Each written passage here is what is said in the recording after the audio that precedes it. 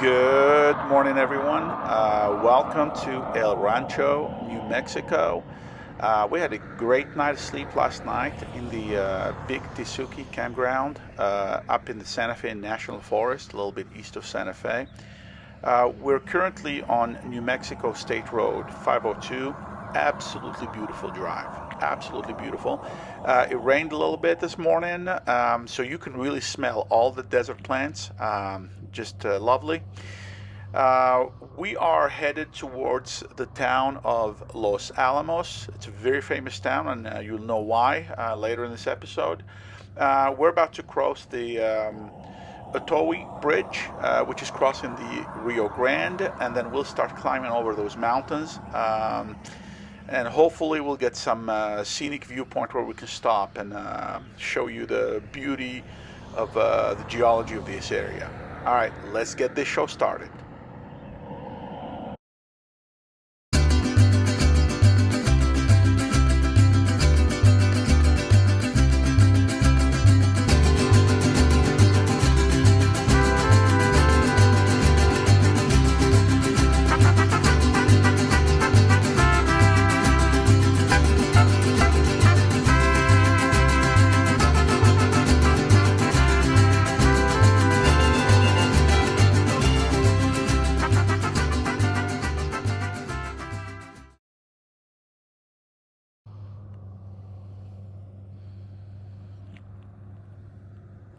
All right, guys, we made it to Anderson Overlook on New Mexico 502. This is on the edge of the town of Los Alamos. Now, Los Alamos is where the Manhattan Project was held. Now, that project is what led to the development of the nuclear weapons that were used in Hiroshima and Nagasaki in World War II. In Japan. So a lot of the research for the development of those weapons was done here in Los Alamos. And that led to the end of World War II. But the drive here is absolutely stunning. You drive about an hour out of Santa Fe, and it's just absolutely stunning. It just rained, so the smell of the plants and the color of the rock really comes out. It's just absolutely beautiful. So this stop right here is highly, highly recommended if you're driving this road.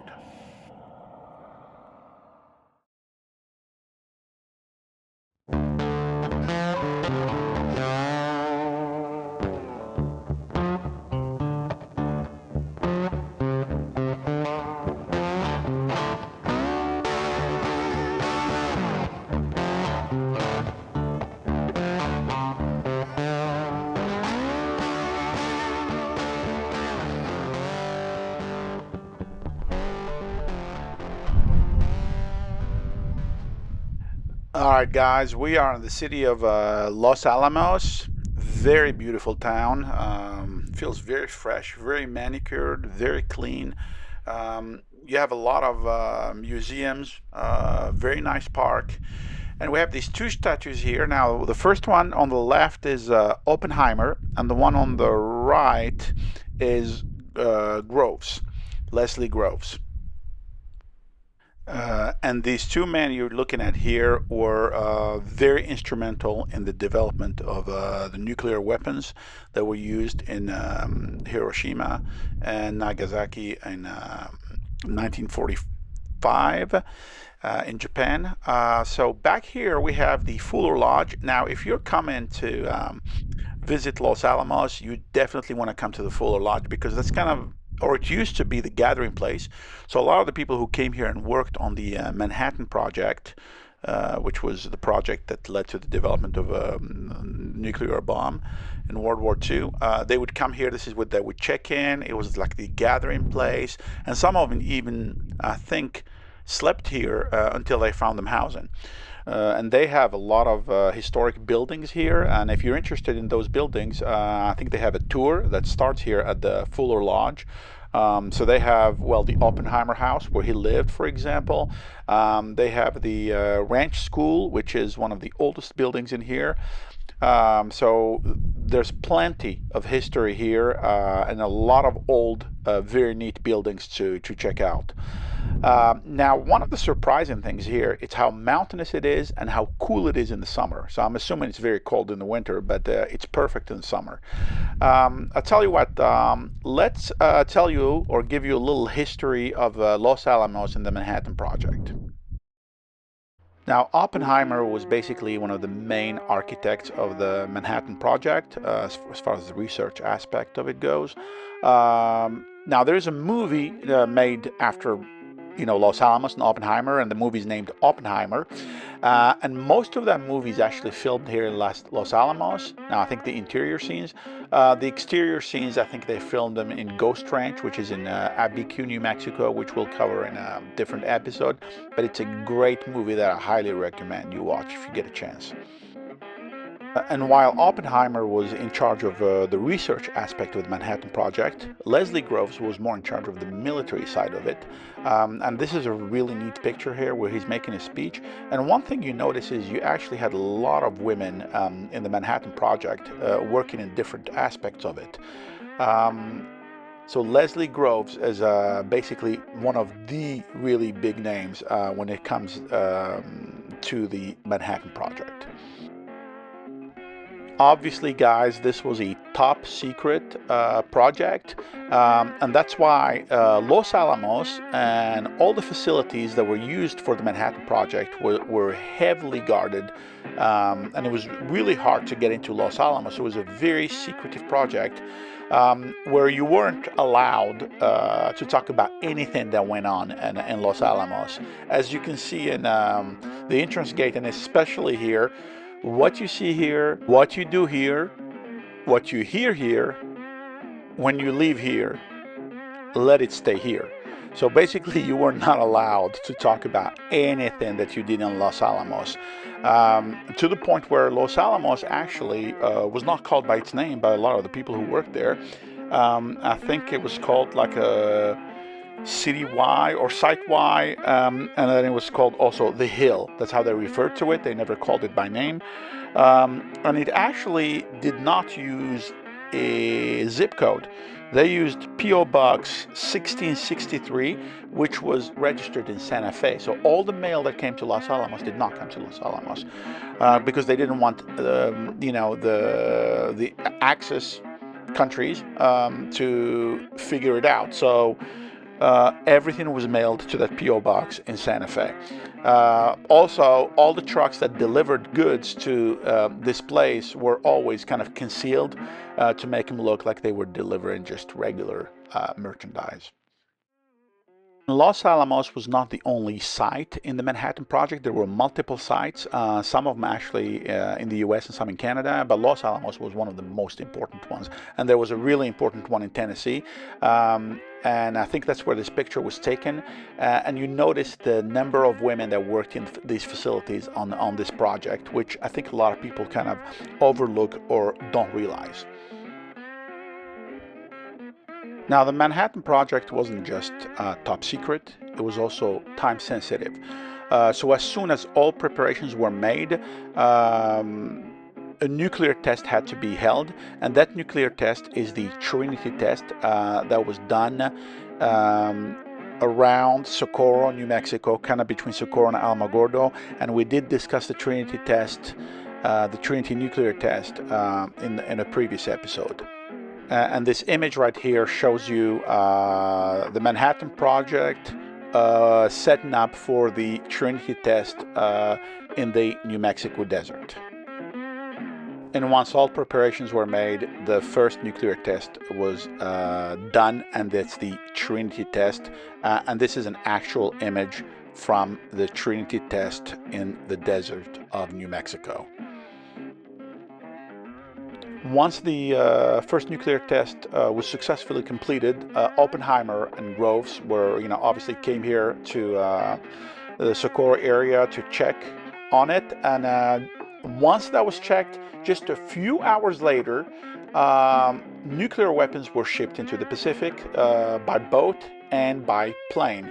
And you're seeing the two images here of the USS Indianapolis and also one of the bombers that were used to transport some of the goods from Santa Fe to the Pacific.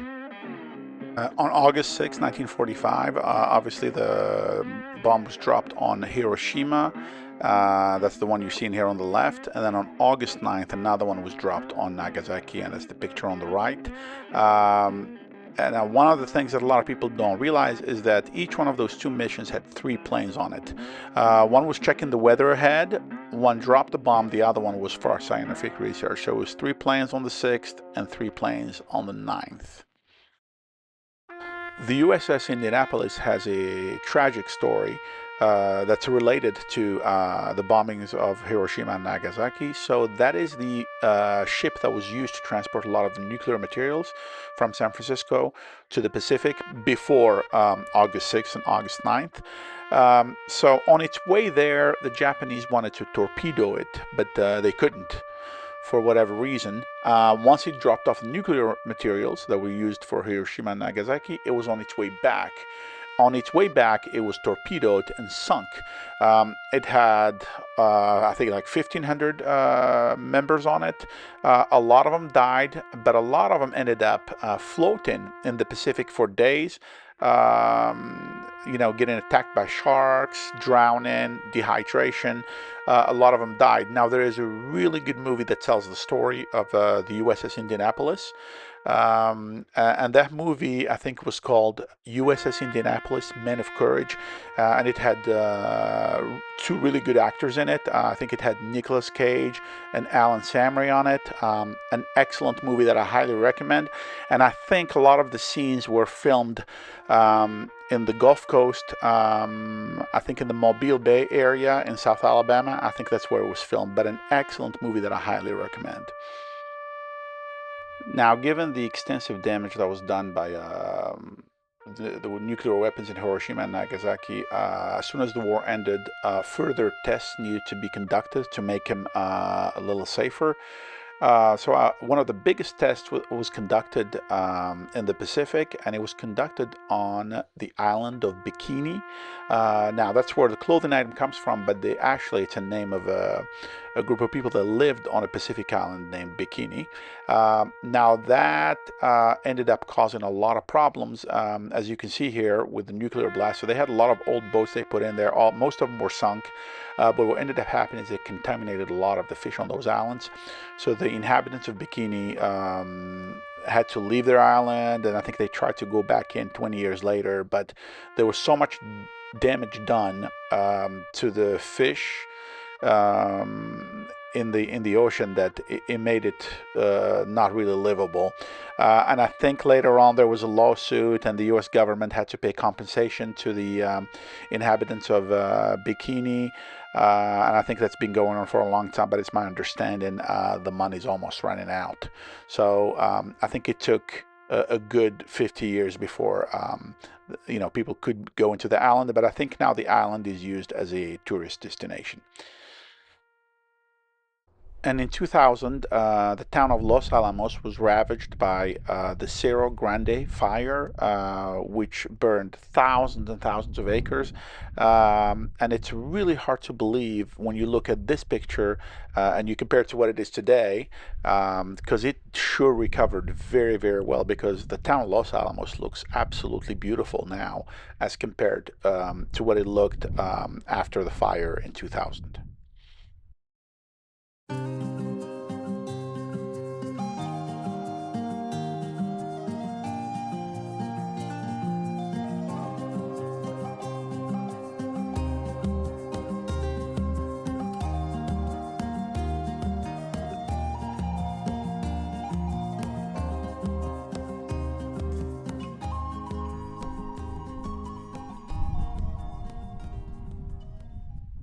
All right, guys, we drove for about 30 minutes and we made it to the overlook of Frijoles Canyon, where the visitor center for Bandelier National Monument is located. So we're about to drop down to check out Bandelier National Monument. The visitor center was absolutely amazing. I mean, they had such a great exhibit about ancestral Puebloan culture. So if you're interested in that, you definitely want to check out the visitor center. Now, Bandelier National Monument is known for these amazing structures that were built into the rock.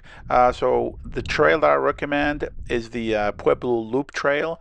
You definitely want to do that one. It's about 1.5 miles, and you get to see the main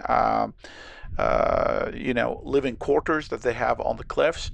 Now, if you want to see something that's really, really neat, that's very special, you can take the half-mile extension to the alcove house. Now, that is an absolute highlight, because I get in there and you have all these ladders you gotta climb, and once you get to the top, you actually have a kiva inside the cave, which is very unique, as there are not a lot of places where you'll have a kiva up in the cave on the alcove. So that was really special. Highly recommended. Now, if you're interested in doing a bigger or longer hike, then you can go in the backcountry where you're going to see amazing petroglyphs, and that is a longer trail. I think it's about a 10-mile hike. Also highly recommended.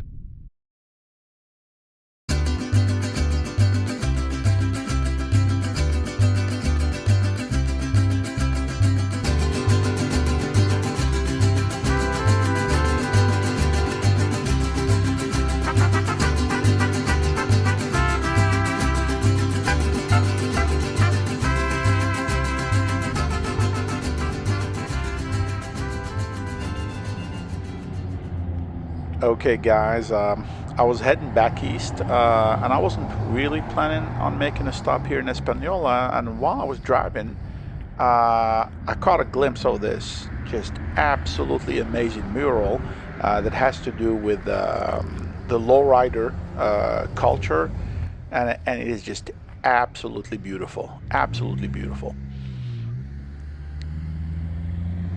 Wow.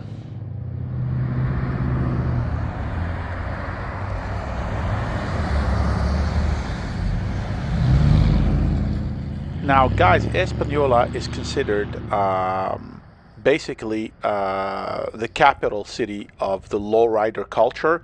As you can see here in the yellow, this is Española, the capital. Well, the capital of what? The lowrider culture. Now, that culture kind of started more in Los Angeles, San Diego area with the Chicano culture, but then it was kind of expanded here, and I think Española is kind of, I would say, the heart or the world capital of the lowrider culture, where they do all the custom cars, they raise them, they lower them, and this mural here, man, is an absolute piece of art. So whoever painted this, wow, just wow.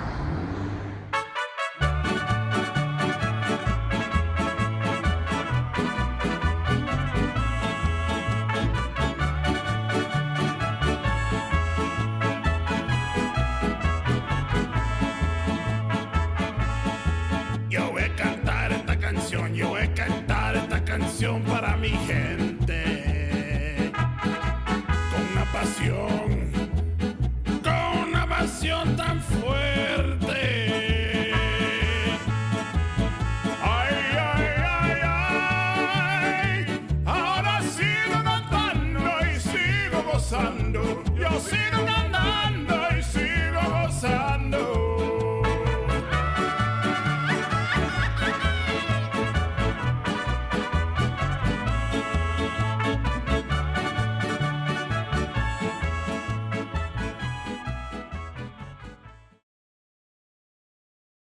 So we're in Chimayo here. So there's a bunch of buildings. I don't know if it's the one that's wanted to go to, but it's a bunch of buildings. I thought that place was very excellent. I think this is not the chapel. The chapel is around the corner. Santo Nino Chapel. This is just a small chapel, okay? But the big thing is, I think, somewhere around the corner. So, I mean, this is very Spanish, It's got a very Spanish feel to it, very old Spanish feel to it. It's kind of neat, I think.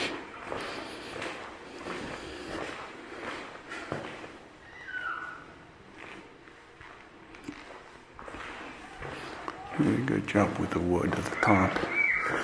Anyway, so we're gonna go find the big chapel in Chimayo, which is somewhere around here, but I don't know where. All right, we're in Chimayo, and I did find the sanctuary at last. I mean, it's right around the corner, but anyway. Well, there it is. So this is a pretty special place to come to. It's just more people.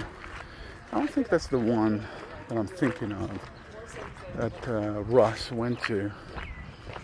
It's kind of isolated, and he just pulled with his van. I'm thinking about something else. So this is Chimayo. Chimayo is a very touristy place, you know. It's a pretty area. And there's Chimayo. Now that's what's known as Chimayo. Alright, here we go. Now that's what I call charm.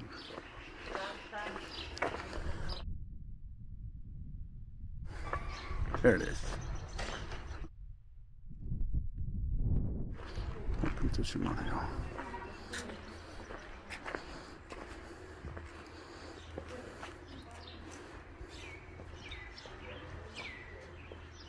Apparently you can't film.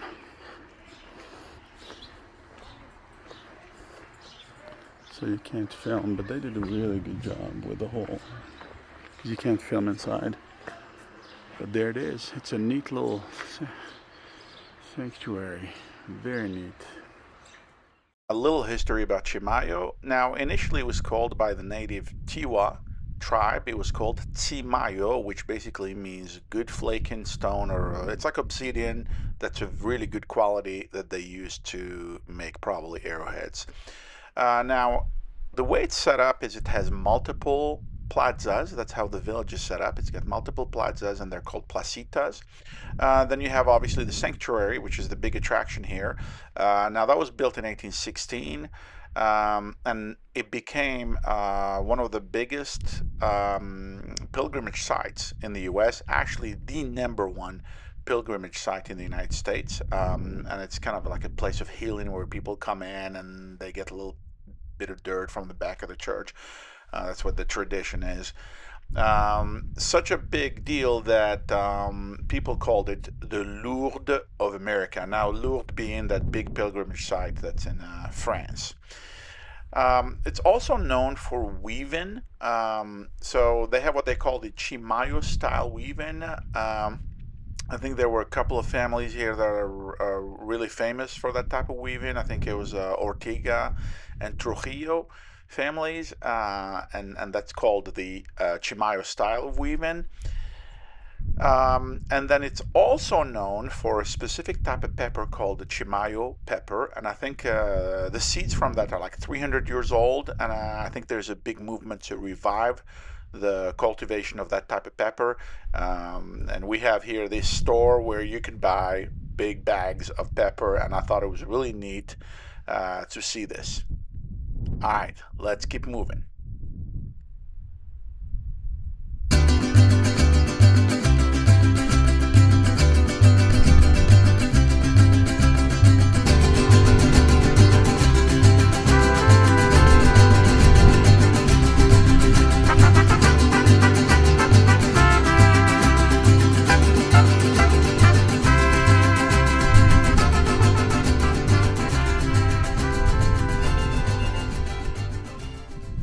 Wow, I am so glad I didn't miss this one, because you really have to pay attention on the road so you don't miss this. And this one is a bucket list item.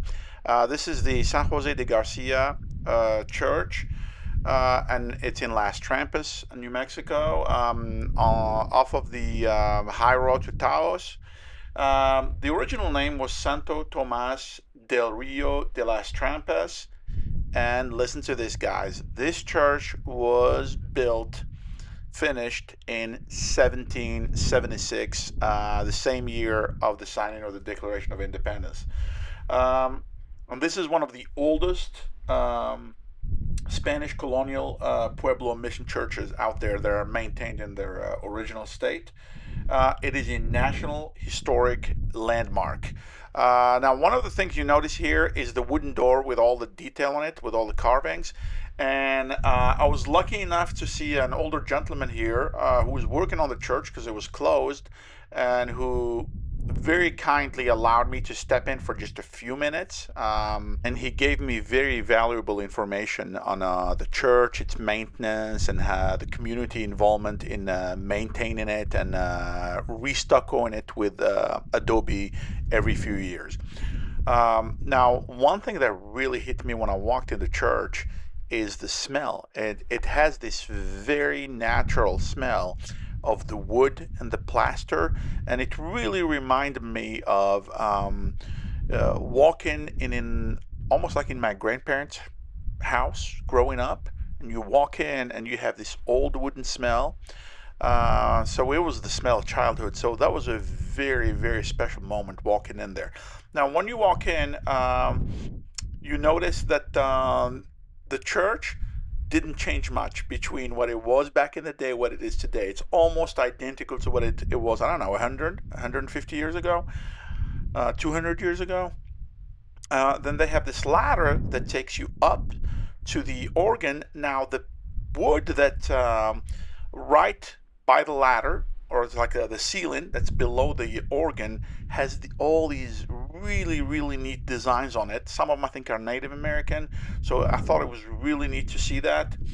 Yeah, guys, this is an absolute must to come here. Now, as far as the replastering goes, I doubt they do it in the winter because I think it snows a lot here and it gets really cold here in the winter. So if you want to plan a visit here, I don't know if winter is the best time to do it.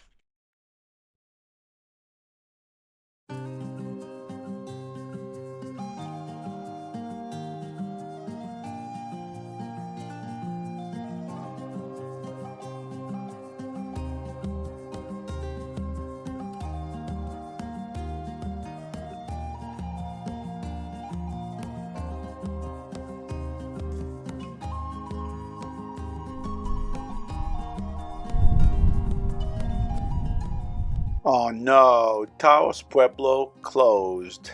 Yep, it looks like it is closed for the whole weekend. Wow, this is a bummer. Well, I'll tell you what, the good news is I got to talk to some local Taos Puebloans here, and they kind of told me a little bit about the history of the place and what was going on. So the village of Taos was actually a Tiwa Pueblo, and the word Taos means the village, and it's a really pretty name for a village. It's a UNESCO World Heritage Site. It was built over 1,000 years ago, and listen to this. It was the most populous Pueblo city-state, and it was the capital of the Pueblo Republic in 1680. Now, what happened in I think in 1660, the Spanish tried to build a church here. I think it was called San Geronimo, the church, that led to revolt. And that went on for the next 20 years until the big revolt of 1680. And then it was again the capital city of New Mexico. Now, it was brief. As we know, the capital of New Mexico is Santa Fe. It's not Taos, but for a brief period of time it was Taos, and that was during the 1837 Rio Arriba Rebellion against the Mexican government. A little disappointing to not see Taos or the beautiful Pueblo of Taos, but we will get to see the town of Taos. So now Taos is known for the Pueblo, obviously, but it's also known for Kit Carson. Now, Kit Carson is one of the big names here. He lived here, so the Kit Carson house is here. Now, Kit Carson's got a really interesting story. Now, obviously, he's a legendary mountaineer, frontiersman, and he was a mountain man with really big names like Jim Bridger. So he was out west for a long time with Bridger. He's also very famous for the Fremont expedition. I think he was one of the main people that went with Fremont out west with the acquisition of California and all that. I think we'll cover that in a different episode. Now, later in his life, you know, the image that Kit Carson had as somebody who got along very well with Native Americans, you know, when he was a mountain man, you know, he married 2 Native women, had children with them. I think later on, he married to a wealthy woman from Taos, and that's why he settled there. But later in his life, when he became kind of a contractor for the U.S. military, is when he took an active part in the Long Walk, which is a tragic event that where thousands of Navajo Native Americans were marched across New Mexico to be put in a reservation. And that long walk, I think, has led to the death of, some estimates say, about 3,500 people, Navajos for the most part, and some Apache. And that's over a 4-year period. And Kit Carson, I think, was one of the big names that kind of led that long march. So this kind of makes Kit Carson a controversial figure, because while he may be a hero and a mountaineer and a big frontiersman, admired by many, he's also a key instrument in one of the darkest pages of the history of the American West. So I can't help but wonder, how does Kit Carson go from being a friend of the Native Americans to an Indian fighter? So that's one of the questions that I always wondered. Let me know in the comments what you think.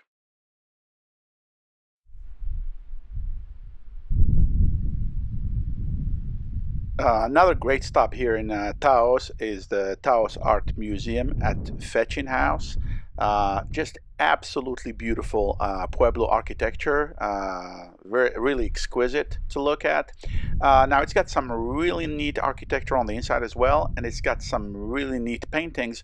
One of those paintings is called the Rains Across by Ralph Aldo Emerson Myers. It's just such a neat one that kind of portrays 2 Native American riders riding into the distance with rain in the horizon. Just a beautiful piece of art. All right, so it's getting late.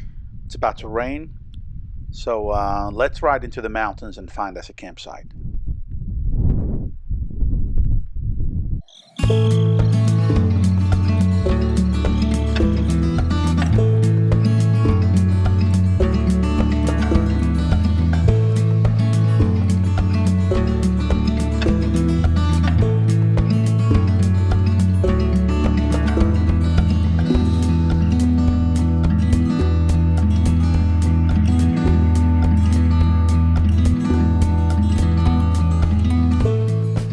Alright guys, we made it to the Taos Ski Valley, and we're in the Wheeler Wilderness, so we're just gonna camp here tonight. Absolutely beautiful area, very high altitude, so it's very cool up here. So we'll try to get a good night of sleep, and tomorrow's a very big day, but that's something you'll see in the next episode. Alright, see you in the next one.